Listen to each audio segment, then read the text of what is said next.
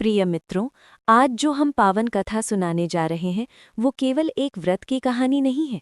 ये वो दिव्य रहस्य है जिसे सुनने मात्र से मनुष्य के जीवन से दरिद्रता हटती है, अकाल मृत्यु का भय शांत होता है और पितृदोष जैसे भारी कष्ट धीरे धीरे समाप्त होने लगते हैं।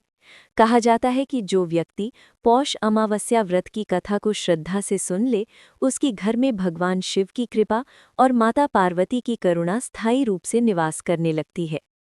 एक समय की बात है, कैलाश पर्वत पर भगवान महादेव ध्यान में लीन थे। उनके समीप माता पार्वती बैठी थीं। माता पार्वती के मन में एक गूढ़ प्रश्न उठा। उन्होंने विनम्र स्वर में कहा, हे नाथ, आपने अनेक व्रत और तिथियों का महत्व बताया है, परंतु ये पौष अमावस्या इतनी विशेष क्यों मानी जाती है? इस दिन किया गया व्रत गरीब को धन, निःसंतान को संतान और दुखी को शांति कैसे देता है? भगवान शिव नेत्र खोले। उनके मुख पर करुणा और गंभीरता थी। महादेव बोले, पार्वती, पौष अमावस्या वो तिथि है जब जीवित और पितृलोक के बीच की दूरी सबसे कम हो जाती है। इस दिन किया गया दान, सेवा और व्रत सीधे आत्मा तक पहुंचता है। इस दिन मनुष्य जो पीपल वृक्ष की सेवा करता है, विष्णु का स्मरण करता है और सत्य भाव से व्रत करता है, उसके जीवन के बंद द्वार खुलने लगते हैं। मैं तुम्हें एक कथा सुनाता हूँ जिससे तुम स्वयं समझ जाओगी कि ये व्रत कितना चमत्कारी है। बहुत प्राचीन समय की बात है। एक गांव में एक निर्धन ब्राह्मण रहता था। उसके पास ना तो धन था, न भूमि और ना कोई सहारा। संतोष के घर में जन्मी उसकी पुत्री अत्यंत सुंदर, गुणवान और संस्कारी बेटी थी, लेकिन गरीब होने के कारण उसका विवाह नहीं हो पा रहा था। एक दिन गरीब ब्राह्मण के घर पर एक साधु आए, जिनकी ब्राह्मण ने बहुत सेवा की।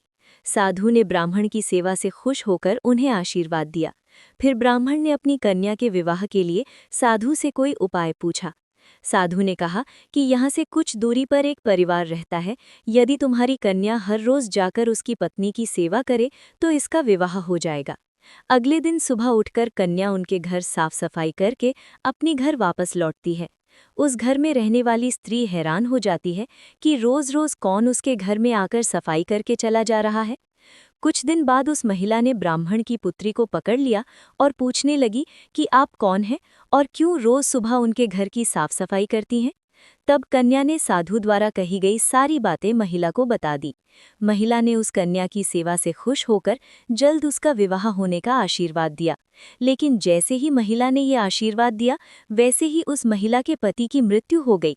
लेकिन फिर भी महिला ने हार नहीं मानी और अपने आंगन में लगे पीपल के पेड़ की 108 परिक्रमा करके भगवान विष्णु से अपने पति को पाने के लिए प्रार्थना की। कहते हैं कि जिस दिन ये सब हुआ, उस दिन पौष अमावस्या थी। भगवान की कृपा से उसका पति फिर से जीवित हो गया और उस कन्या का भी विवाह हो गया।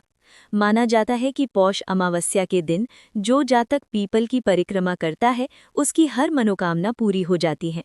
यदि आप भी अपनी कठिनाइयों से घिरे हैं तो इस पावन दिन स्नान, दान, पीपल पूजन, विष्णु शिव स्मरण जरूर करें। जो इस कथा को श्रद्धा से सुनता या पढ़ता है, उसके घर में अकाल मृत्यु, दरिद्रता और क्लेश प्रवेश नहीं करते, ऐसा शास्त्रों में वर्णित है।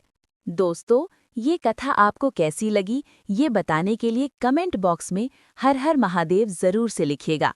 और हाँ दोस्तों, मेरे चैनल को लाइक और सब्सक्राइब जरूर से कीजिएगा। आपका एक लाइक मुझे मोटिवेट करता है ऐसी ही भक्ति वीडियो बनाने के लिए।